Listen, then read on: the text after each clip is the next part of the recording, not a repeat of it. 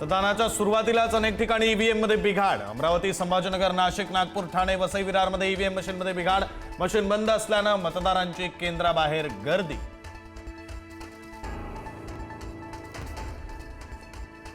राज्यातील 29 महापालिकांसाठी मतदान सुरू। संध्याकाळी 5:30 पर्यंत मतदानाची वेळ।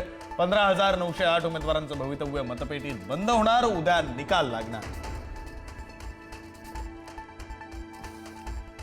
मुंबई महापालिकेच्या 227 जागांसाठी आज मतदान। मुंबईतील 1700 उमेदवारांचं भवितव्य मतपेटीत होणार बंद।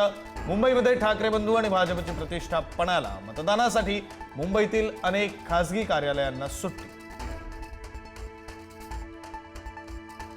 ठाणे महापालिकेच्या 131 जागांसाठी आज मतदान। उपमुख्यमंत्री एकनाथ शिंदेंची प्रतिष्ठा पणाला, तर नवी मुंबईमध्ये मंत्री गणेश नाईक यांची प्रतिष्ठा पणाला।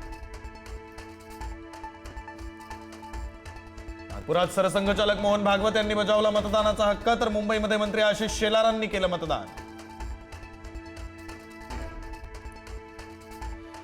साधारण तासाभराच्या धावपळीनंतर मंत्री गणेश नाईक यांनी बजावला मतदानाचा हक्क। कोपरखैरण्याच्या सेंट मेरी हायस्कूलमध्ये केलं मतदान। मतदान केंद्रावरून गोंधळ उडाल्यानं गणेश नाईक यांचे निवडणूक आयोगावर गंभीर आरोप।